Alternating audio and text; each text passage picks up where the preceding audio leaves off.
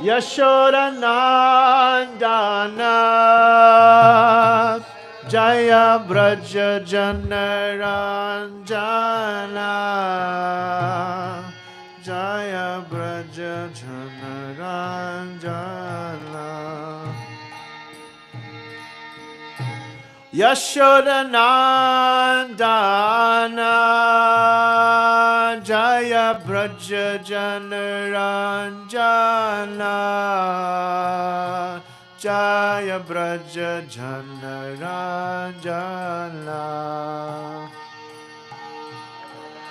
Yashodanandana Jaya Braja Janaranjana Jaya Braja Janaranjana Yamunatira Vanachari Jai Kunja Bihari Yamunatira Vanachari Jai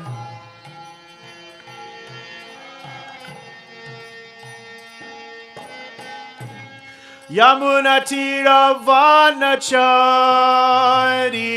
Jai Kunja Bihari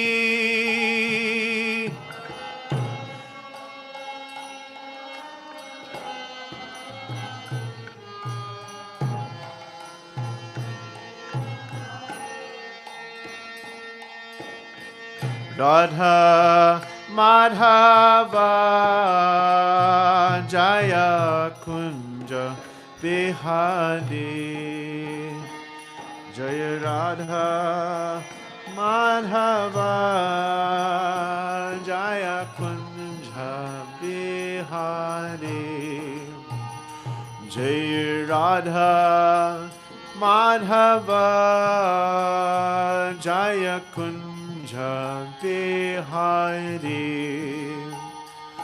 Jai Radha Madhava Jaya Kunja Bihari Hare Krishna Hare Krishna Krishna Krishna Hare Hare Hare Rama, Hare Rama, Rama Rama, Hare Hare, Hare Krishna, Hare Krishna, Krishna Krishna, Hare Hare, Hare Rama, Hare Rama, Rama Rama, Hare Hare, Hare Krishna, Hare Krishna,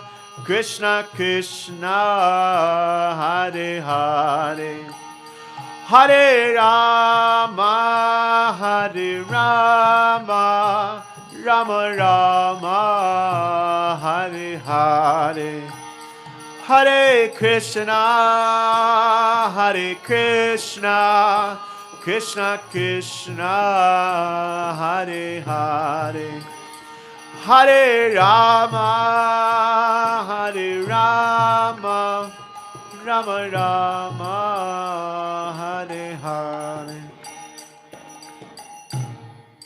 Jayam Vishnupad Paramahamsa Parirajikacharya Shota Shota Shishimad, His Divine Grace, Srila A.C. Bhaktivedanta Swami Maharaj, Srila Prabhupada Ki. Jayam Vishnupad Paramahamsa Parirajikacharya Shota Shota Shishimad, His Divine Grace, Srila Bhaktisiddhanta Saraswati Goswami Maharaj, Srila Prabhupada Ki. Grantaraj Śrimad Bhāgavatam Ki. Go Premanande. All glories to the assembled devotees. All glories to the assembled devotees. All glories to the assembled devotees. All glories to Shishi Guru and Gauranga. All glories to Srila Prabhupada.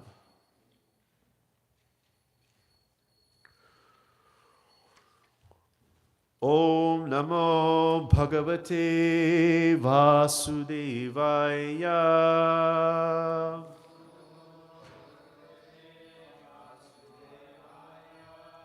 Om Namo Bhagavate Vasudevaya.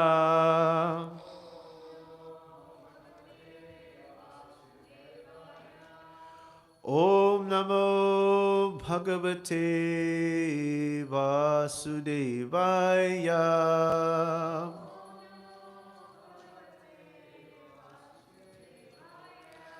So we're reading the Śrimad Bhāgavatam, Canto 3, Chapter 28, Lord Kapila's instructions on devotional service.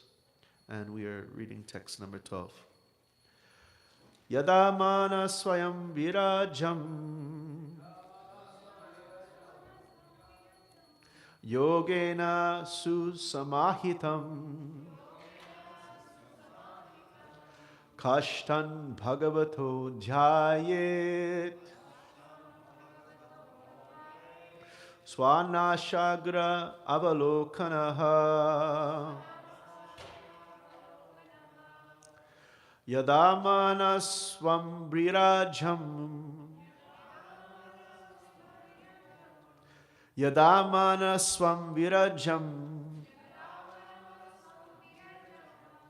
yadamana swam virajam. Who can close their eyes and say it?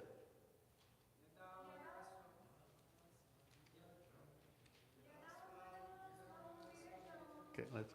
Yadamana swam virajam yogena susamahitam yogena susamahitam kashtan bhagavato jayet swanashagravalokanaha. Any words do you recognize in the verse? Yada. Mana. What is mana? Mind. Yada? Wherever, whenever. Any other words? Bhagavato. Jayat. What is jayat? Concentration. Susama. Well, this one is samahitam. Is I think it's kind of related to samadhi, like a controlled, like the. But maybe sama is also equal mind. It's controlled mind. Could be connected. We'll see. Anything else? Anything else? Yogena, nasha. You know nasha. What part of the body is that? The agra is the beginning, and nasha the nose. Yeah, that's the tip of the nose. To avalokana is to see, she is saying. So, yada means when, mana means mind, swam means own. We should have got that one too.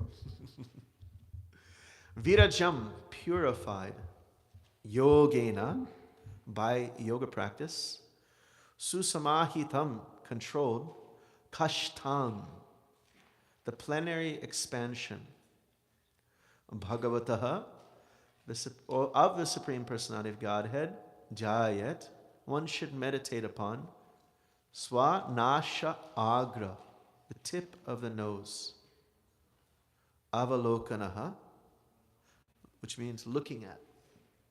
Okay. When the mind is perfectly purified by the practice of yoga, one should concentrate on the tip of the nose with half-closed eyes to see the form of the Supreme Personality of Godhead. So everyone just cross their eyes. Oh, very good.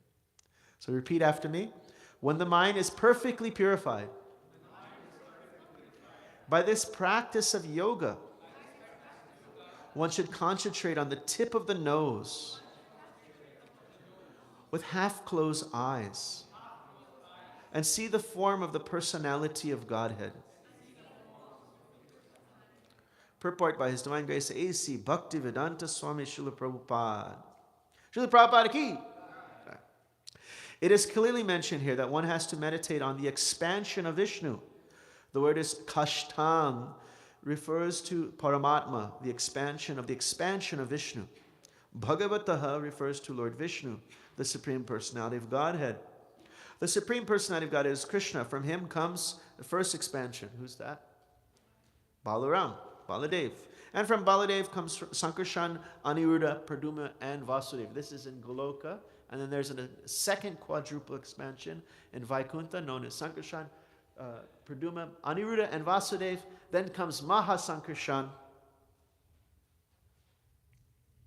Let's see. And then Mahasankarshan comes Mahavishnu, also known as Karanadakshay Vishnu. Then comes Karvadakshay Vishnu and Shirodakshay Vishnu. And why is he called Shirodakshay Vishnu? Milk ocean. So he's said to be the soul and the heart of everywhere. Where's the milk ocean?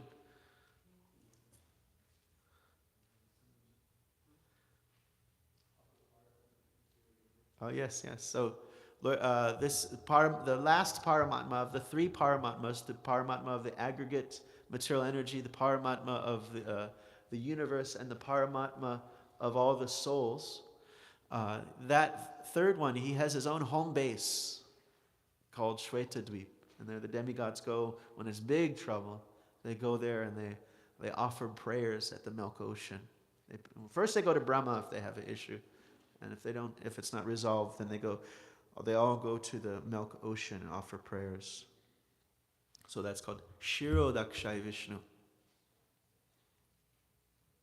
Followed by the Purusha avatars. As mentioned in the previous verse, Purusha Archanam. This Purusha is represented as the Paramatma, or Supersoul. A description of the Supersoul upon whom one must meditate is given in the following verses. In this verse, it is clearly stated that one must meditate by fixing the vision on the tip of the nose and concentrating the mind on the Kala, or plenary expansion of Vishnu. Om Jnana Timirandasya Jnana Jana Shalakaya Chakshunritam Yena Tasmai Shri Guruve Namaha Shri Chaitanya Mano Vishtam Stapitam Yena Bhutale Swayam Rupa Kadamayam Dati Swapadandikam Katanchana Smite Yasman Dushkaram Sukaram Bhavet Vismite Viparitam Shat Shri Chaitanya Namamitam. So in the 26th chapter, Lord Kapila spoke more about devotional service. Then you have the 27th and 28th, he's speaking kind of Jnana Yoga, and now he's speaking about Ashtanga Yoga. And so what is Ashtanga? What is the 8 limbs?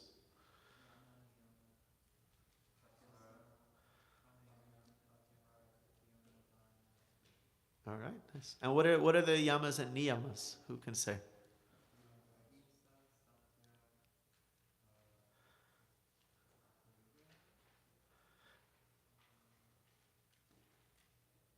How about the niyamas? Niyamas, more relevant to this verse. You can. So you have the final. What is the final niyama? Final niyama is the do's, and the yamas are the don'ts. What's the final do?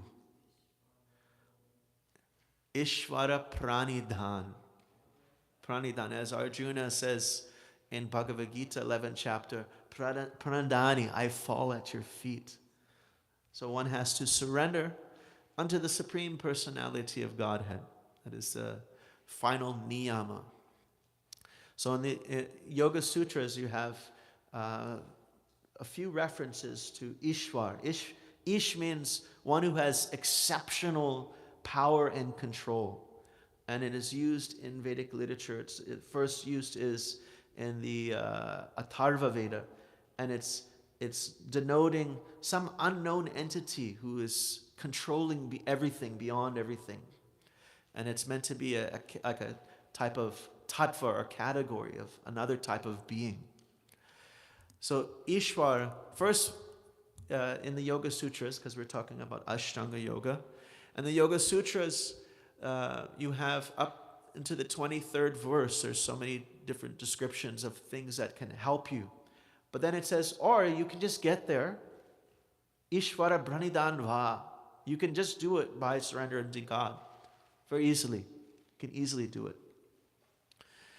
Now, you have a lot of people that study not just yoga asanas, but they do study yoga. They study yoga sutras, but they don't get this point because our modern understanding of yoga tries to change and alter. For example, what does the word brahmachari mean? What? That's what they'll tell you in the yoga school. But actually, colloquially speaking, every single person 5,000 years ago to this day knew the word brahmachari means celibate. And they'll say, no, brahmacharya is not celibacy. It's to hold within you spirit. Ahimsa is not vegetarianism. Be kind to yourself. When you eat the meat, don't feel guilty about it. Just be kind to yourself. And Ishvara Pranidan, like this, also, they will skirt away the point. But if you look at the Yoga Sutras, you have Yoga Sutras, Vyasa is given a bhashya, Vyasa is given commentary. Even Shankaracharya has given commentary, and he says this means surrender unto God. He doesn't say it means surrender to your higher self. He says it means surrender unto God. As Krishna, as Patanjali is saying in this Ishvara Pranidan Va, he is given, just like Krishna is given, non-dogmatic approach. Krishna is approached in the 12th chapter. Arjuna was. What is the first line? Satatam yukta ye bhaktastam parupasate ye chapiraksham avyaktam tesham ke yoga vitama. Who is the best situated in yoga? And Krishna says, the devotee is the best.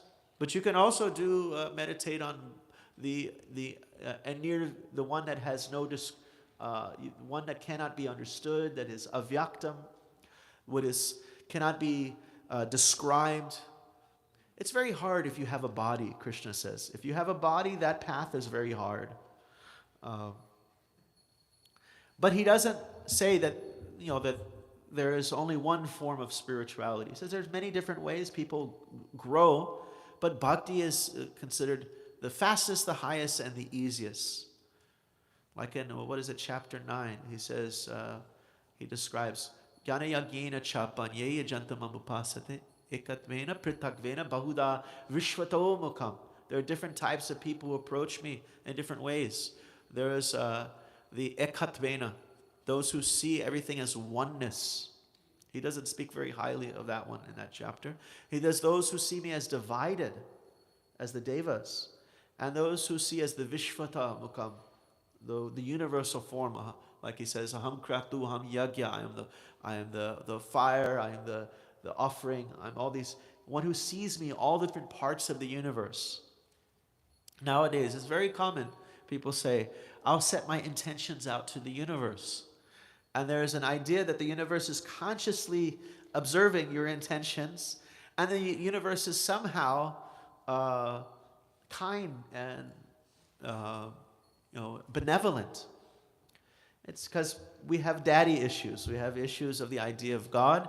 And so we just put the term universe there, but it's the same thing. There's some kind of understanding of consciousness, benevolence, etc. So here we're advised to meditate on the Supreme Personality in the form of Paramatma. So in first canto, 2nd chapter, Ryan will tell you, Sa evedam sasa jagre Bhagavan Atma Maya Sarasat Rupaya Chasho Gunamaya Gano Bivu. So Agra again is this beginning. He says in the beginning, I created all I created all the cause and effect energies. And the next one, Taya Vilasiteshveshu Guneshu Gunavaniva Antabravisha Abhati Viganeneva Bijimbitaha. And I enter into that energies of material cause and effect, but I remain completely transcendental. So this verse is referring to both the Lord in the heart and the Lord that enters into the universe. Yathava hito bhanir dharushveka shvayonishu nanena bhati vishvatma bhuteshu tatad gunan. So he is entering and he's within everything, just like fire is within everything. The element of fire, how do you get fire out of the wood? Some friction. So there's a process so you can see its manifestation. So similarly, devotional service is the process by which the manifestation of the Supreme Personality of Godhead becomes seen within everything. The element of fire is always ever present within everything. And it's the same fire element. So similarly, the same Supreme Lord. What's the next verse after that? After that. Then also gunamaya bhave suksmendri atmabhi swami teshu nirvishto bhungte bhuteshu tadgunan. So he is situated in our heart and he is driving us to enjoy or basically eat our karma. We're being forced to eat our desires and karma. Suksmendriya, through our subtle mind. We develop all our vasanas, all our different attachments, all of those things are being held in our subtle body. And Krishna is facilitating this. So in yoga, you have, actually it's two things that are happening. First, the mind is controlled. Then the mind is focused. These are two different things. The mind is first controlled. You practice asana, pratyahara, then pranayam, pratyahara, dharana. If you're controlling the mind, and when the mind comes controlled, then what happens? This is described in chapter 6. Jitatma prashantasya paramatma samahita shitoshna shukadikeshu tata pama mamanayaho. That when the mind is jitatma, when it is conquered, then it's very easy for this to actually connect to the soul, to connect to God. How many of you have your mind conquered? Raise your hand. Anybody has conquered the mind? Anybody? No? So this is the process of yoga. First, conquer. Then focus. The practice of bhakti is one step, not two. It is not control the mind, then focus. It is a one-step process. Like, let's see, who has this? Janaki, has he got a laptop there? Okay, so say we're going to, like Krishna was playing with the cowherd boys, they would take something and they would say, and the other one would, no, give it back. And they would throw it to the other side. So we take Janaki's laptop. She's like, come on, give it back. And then, Narada here, he has, I don't know, a basketball in his hand. And we throw her laptop to Narada. What does he do? Does he do a two-step process where he puts down the basketball? Or does he just jump and grab that laptop as it's flying through the air? So by the process of reaching and attaching to Krishna, then automatically the things that are holding us back, the control of the mind, the anarthas that are within the heart, all those things are actually falling away, not by a detachment, but by an attachment to Krishna. It's a one-step process. And this is specifically, we see later on in this chapter, Acharyas explain that some of these verses can be related directly to Krishna. It talks about how he is sitting, and you could say how he is sitting with the cowherd boys, and how he's going to herd the cows, and how he is, some of these verses, Acharyas say you can relate these directly to Krishna. We recently we were studying the pastime of Krishna killing Shishupal. And in the Vishnu Puran, which was quoted by Rupa Goswami in the Laghu Bhagavatamrita, Maitreya Muni asked the question, Nrsingadev killed Hiranyakashipu. What happened to Hiranyakashipu after he died? Did he get liberation? No, he did not get liberation. He did not get liberation. He got the benediction of being born immensely powerful, immensely attractive, with all kinds of opulence in the form of Ravana. And when Ravana was killed by Ram, was he liberated? No, he was not liberated. He was born also immensely powerful, immensely opulent, etc. But everyone saw when Krishna took out the Sudarshan Chakra and chopped off the head of Shishupal. Shishupal, who was born, he was born with 4 arms and 3 eyes, and he had kind of a hideous form. And the mother was told, whomever lap you put on this child, you put on their lap, he will transform that child into an actual beautiful child. But that same person will kill him. And so she would put this Shishupal on different laps of different people. And then finally she put Shishupal on the lap of Krishna. And he turned very beautiful. And she immediately asked, please, Krishna, don't kill my child. He said, Krishna, I won't kill your child. What are you talking about? I'm not going to kill your child. She said, please, please, don't kill my child. Krishna said, I will forgive him 100 offenses. 100 offenses. And of course, we know Shishupal, he hated Krishna. If you asked him, what did you have for breakfast today, Shishupal? Yeah, I hate Krishna. He was 100% Krishna conscious. Every moment he was meditating in hatred of Krishna. Actually, so much so that there's a verse of the Bhāgavatam that says one can be absorbed more in hate than in love, because he was so much absorbed in hatred. And this personality who hated Krishna so much, Krishna, after that 100 insult, chopped off the head of Shishupal. And everyone saw the soul of Shishupal merge into the body of the Lord. So Maitreya Muni is asking this question. Vishnu Puran, 4th canto, chapter 12, text number 2, I believe, 1 and 2. He's asking, how does this take place? Is Nrsimhadev different than Krishna? Is he less powerful? No. Is he the same being? Yes. So why isn't Hiranyakashipu being liberated by being killed by Nrsimhadev? And so this question Rupa Goswami is resolving through this discussion between Maitreya Muni. Is saying that actually all of the forms of the Lord, especially there's 3 forms that is called Paravashta. 3 forms which are Krishna's,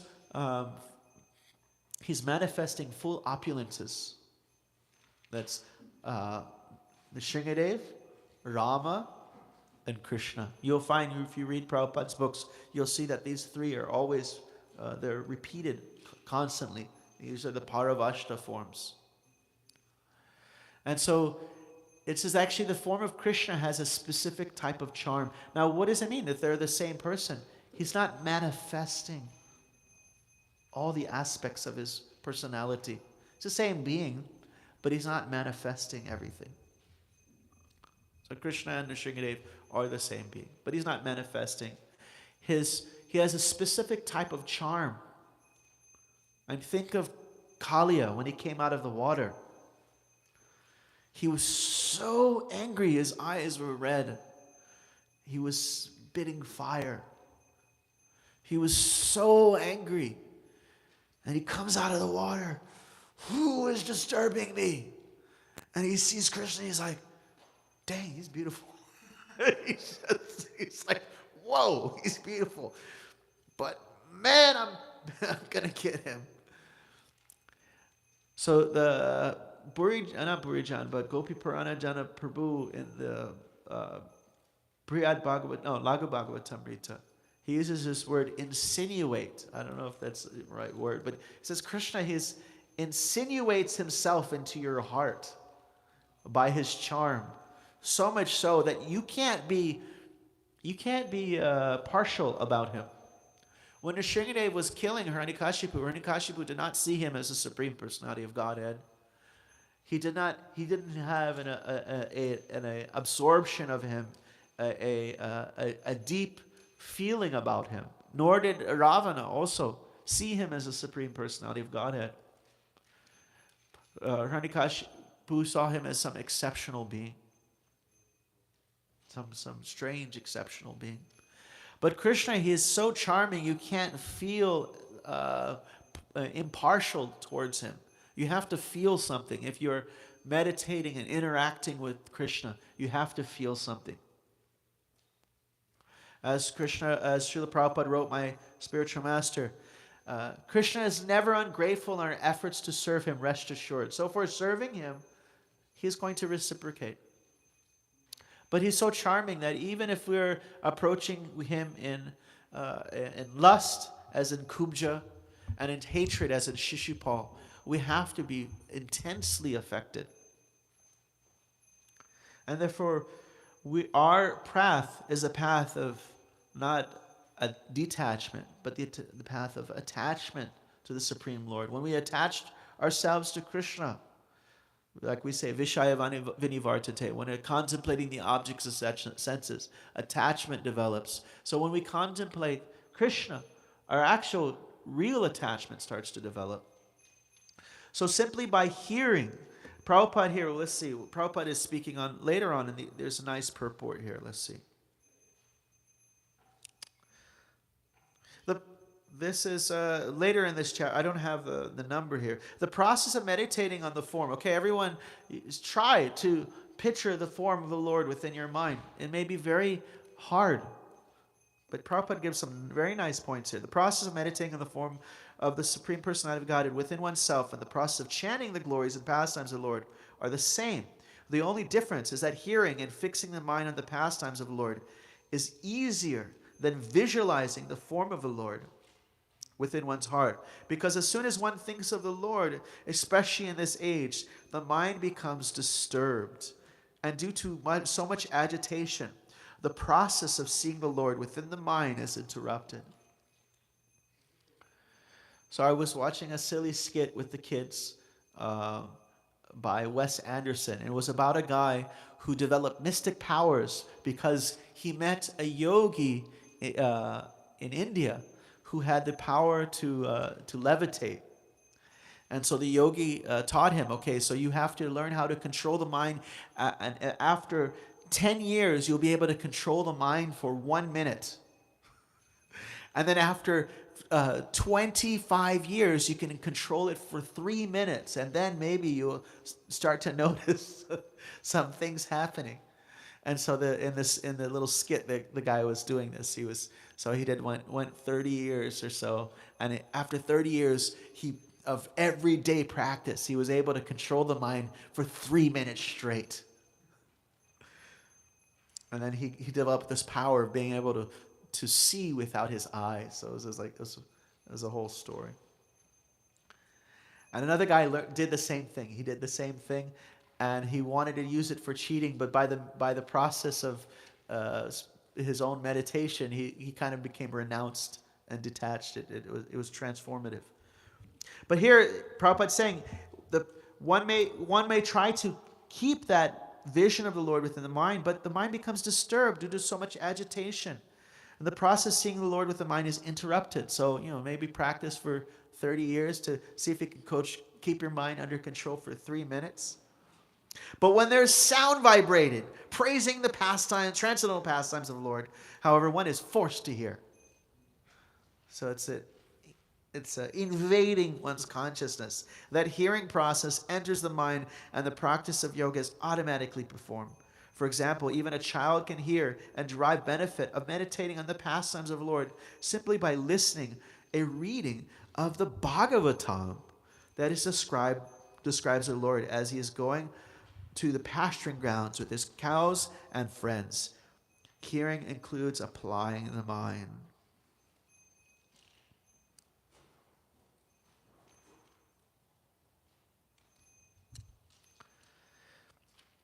So yeah, if you get to come across this book by Edwin Bryant, devotee, is actually I forget his initiated name, but he's a professor, and he did a translation of the Yoga Sutras, and he included all the commentaries, Vyasa's commentaries, Shankaracharya's commentaries, and he said these commentaries are so much different from the modern presentations of yoga.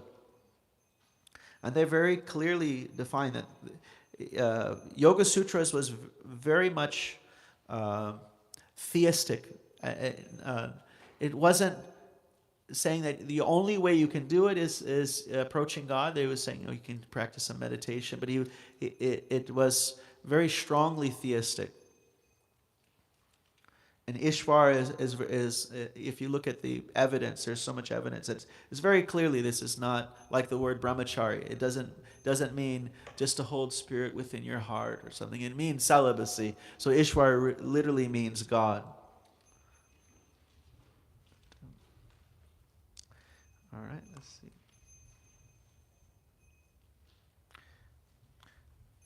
So I will stop here and see if there's any reflections, questions, comments. Dr. Ryan.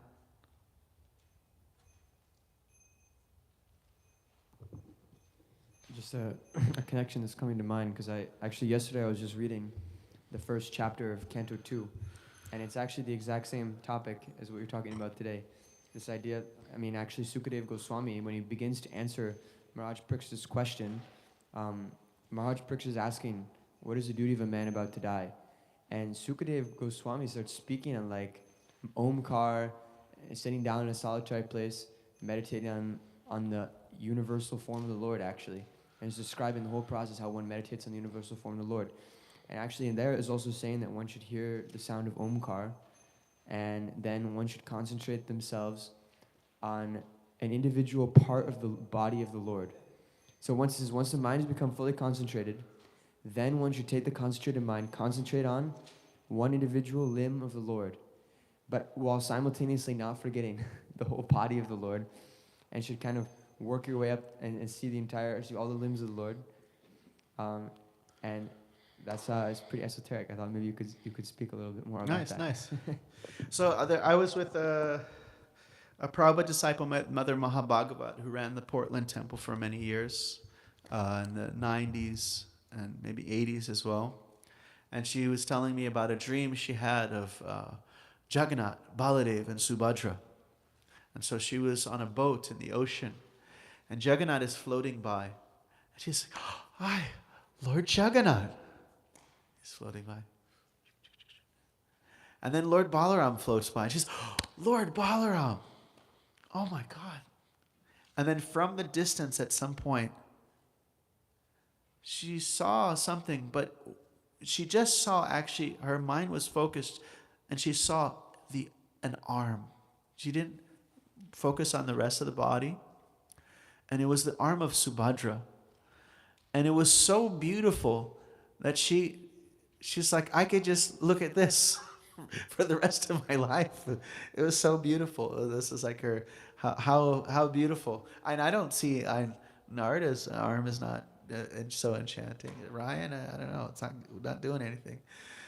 But can you imagine someone's arm is so beautiful? It's just completely enchanting. Actually, so bringing up the Om, that's and Yoga Sutra says same thing. Actually, after the 23rd verse, Ishvara Pranidhanva, Ishvara Pranidhanadva.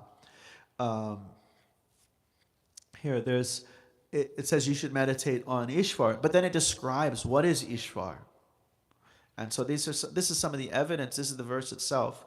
Ishvar is somebody, Klesha Karma Vipakakshir, Aparamashta Purusha Visheshva Ishvara.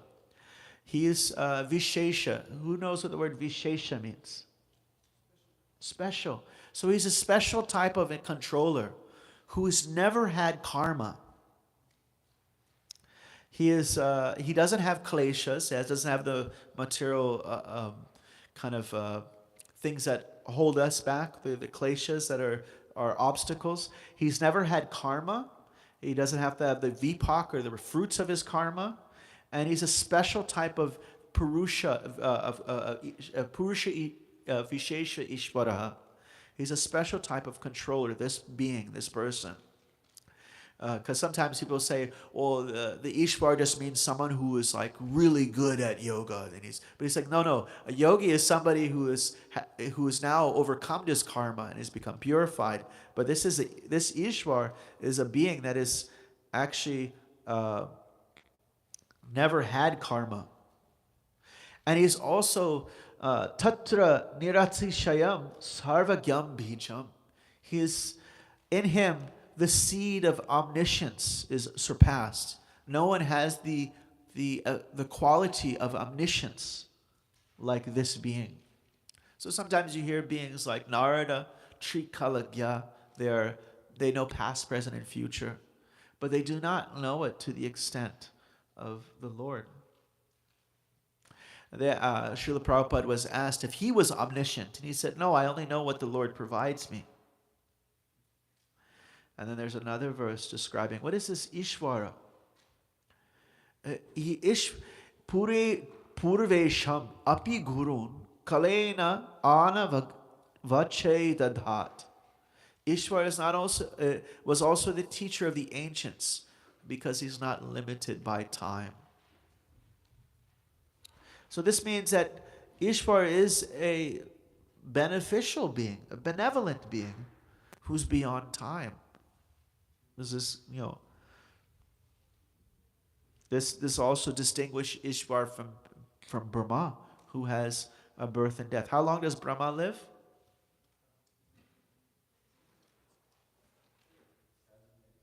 1,000 years? He said, damn, that's a short life for Brahma. How many? Sahasra Yuga Paryant. He lives, so Sahasra Yuga Paryantam. Brahma lives 1,000 cycles. The 1,000 cycles of the 4 yugas is one of his days. That's called a Divya Yuga. And 1,000 cycles of the 4 yugas is one of his nights. And so that becomes 8,400,000,000 so years to be a day. And then you add, he lives 100 years according to such days. So it's 311 trillion 40, I think it's 42 billion years. And so when Brahma, kidnapped the cowherd boys, you find this story of the relativity of time. He was really nervous. He was like, what's going to happen? He felt a little nervous about what he was doing. How quick did he come back?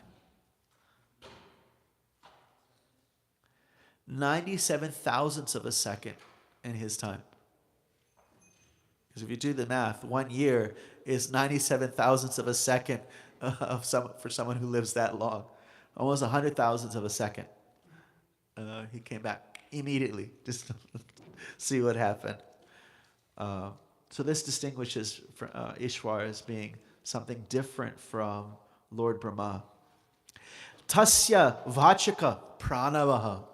And the name designated to him is the mystic syllable Om. So Om is designated to God. Tajapas tadartam bhavanam. And this is Yoga Sutra. What does the word sutra mean? Thread. And it's a genre of literature where the author would rather cut off his arm than to add another syllable. That's what the grammar teacher, he said something like, I'd rather not have a son than add another syllable or something. It was so important to be as short as possible. And here he's going on and on and on about God and who he is, what he is. And here you can chant his japa, you can chant the Om. Its repetition japa and its contemplation of meaning should be performed. So he's saying you should chant this Om in meditation on the Ishwar. And from this comes the realization of inner consciousness and freedom from all disturbances. So you can do the whole heavy hardcore yoga practice, or you can just surrender unto the Supreme Personality of Godhead, and the Yoga Sutra is saying you get the same result, very easily. Um, and Ryan was mentioning the meditation on the universal form, the description of all these Purusha avatars, like Pariksha Maharaj is coming in and he's asking all these questions, and you see that Shukadeva Goswami is not jumping in right into Krishnas with the gopis and they're dancing in the late at night and they're kissing and blah blah blah. He's speaking about Kurma avatar or Nrsimha avatar. The Purusha avatar is entering in the universes and then entering into each atom, because as he mentions in second canto, 7th chapter, I think it is 54th verse, last verse of the chapter, that it is more important to understand the external lila of the Lord before understanding the internal lila. As long as Prabhupada and Vishwanath Chakravarti Thakur state in the commentary that as long as we are controlled by the external energy of the Lord, anybody here not controlled by the external energy of the Lord? Or here, raise your hand if you're controlled by the external energy of the Lord. Right? So if you're controlled by the external energy of the Lord, then the focus is to understand the Lord's dealings with material energy. And that's why the first 9 cantos deal so much with Krishna's interaction with the material energy. This jnana, this philosophy, all these things are there. And it says that when we are free from the influence of the external energy of the Lord, then we can actually truly appreciate Krishna's interactions with the internal energy. And so there is a gradual progression that is given there.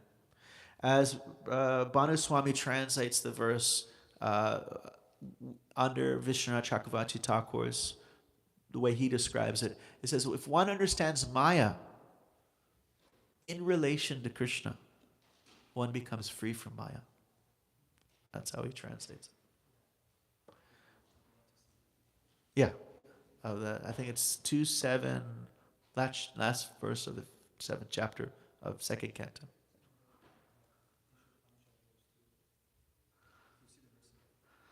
If one understands Maya in relation to Krishna, then one transcends Maya. 2nd canto should be chapter 7, I believe. Prabhupada speaks very strongly. And he's repeating. It's not Prabhupada being like a joy kill. He's like, no jumping into all these stories and pastimes. You're just trying to ruin the fun.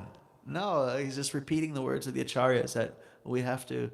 it's not we avoid Krishna Lila. We want to have something to look forward to.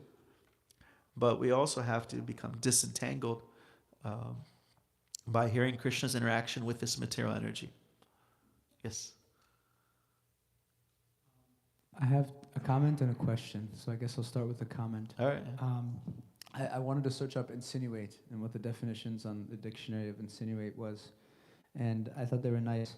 First one is to impart or suggest in an artful or indirect way, to introduce something such as an idea gradually or in a subtle, indirect, or covert way. I like this, to introduce by stealthily, smooth, or artful means. Krishna stealthily, smoothly can enter into our hearts. Stealthily enter our heart, Yeah, and artful. I also have a question. It's dancing on the... This is an important point where we're trying to understand the external, when the Lord's interacting with the external energies of things and his external potencies, and then also interacting with his internal potencies, and the importance of understanding that first. My question is also that sometimes devotees become unnecessarily aversive to understanding, like hearing, like, leelas with Krishna and different pastimes, whether it's with the gopas or the gopis or whatever it is.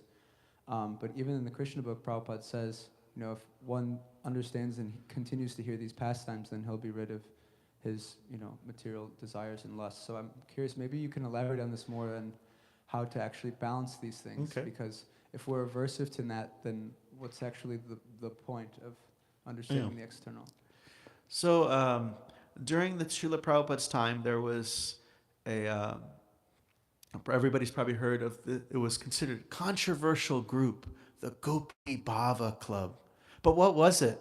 They were only reading Srila Prabhupada's books, but just focusing on select past. It was men were reading with the men, the women were reading with the women, and they were just reading, like combing through Chaitanya Charitamrita or the Bhāgavatam and trying to find some kind of juicy, romantic, anything that was like really, really exotic. And Prabhupada said, Prabhupada, it says we'll become purified. And he said, no, you become putrefied.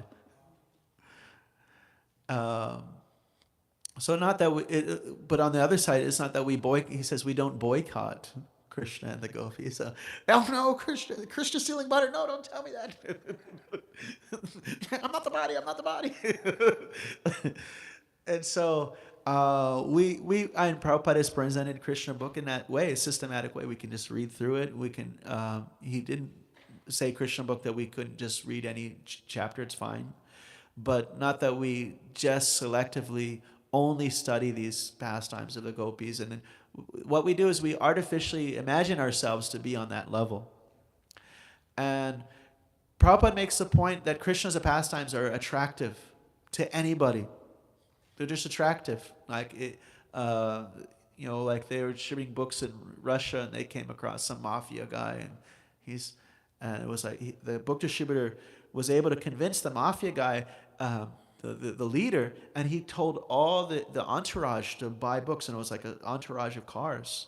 And he was like, "This is a guy I like. He's got all the ladies, and he's like, anybody messes with him, he takes them out." He just like. So Krishna's pastimes are attractive to anybody. And because of that attraction, one may artificially assume I'm somebody at an advanced level because I have an attraction. So I'm, and then we could also just take it as just some kind of fairy tale, like Peter Pan. I love Peter Pan. It was kind of like Peter Pan was really close to Krishna's pastimes. Eternal world where you just play as cowherd boys in the forest and mark yourself with clay and have fun. But that was just a made-up story, Peter Pan. It wasn't like a transcendental story. So one may just take some kind of artificial kind of attraction, like what is it called, abhas, like a semblance of the real thing, and then begin to imagine that there's somehow some great elevated spiritualist. So we as you notice the way Prabhupada would preach and speak, he would speak, he would speak on Krishna's pastimes, but he would also very much speak in a way that disentangles us from our bodily conception of life. Repeatedly go back to this point. Prahladananda Swami he joined in Buffalo, and when he joined, there was only one book they had. They had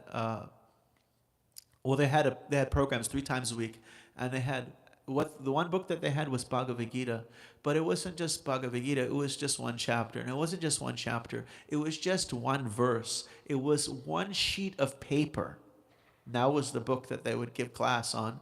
It was one sheet of paper, and it was Dehi nosmin yatha dehe komaram yovanam jara tatha dehantara prapti dhiras tatra muhyati. The embodied soul continually passes from this body, from boyhood to youth to old age, and the soul suddenly passes into another body at death. And so he was going there week after week, and he's like wondering, is there something more than this? Is there something else there? And he. Because that's all they had. I think they had maybe a Bhāgavatam that they give class in the morning, but their kind of preaching program was just they had and it wasn't even Prabhupada's. It was Dr. Radhakrishna's translation. And then after a few months, he had like an epiphany. Whoa! I'm not my body. Can I hear that again? That was great. He said it took 3 months for me to realize how great that was. So we might think we've already heard it, but it's because we don't digest it. Like if someone comes today they're going to give you the 5th samosa. And you're like, no, I don't want. I'm so full. I've eaten up to the neck. I can't. It's going to come out my ears. I can't. But if you're, exercising, you're digesting, and you're like, oh yeah, give me some more. Give me some more. But we're not eating this Bhagavatam because we're not digesting it. When we digest it, we're like, yes, more, more, more. But we're not digesting. We have poor appetite. We're like, no more. I don't want to hear anymore. What's on YouTube? So we don't have a proper appetite, and the proper appetite comes from digesting. You have to eat the Bhagavatam. Pibata, the ears.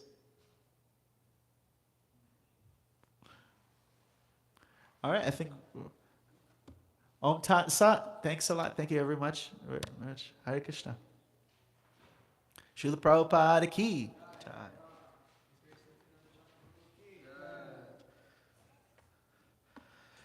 Gaur Bhaktivinoda ki jai. ISKCON, New York, Sankirtan ki jai.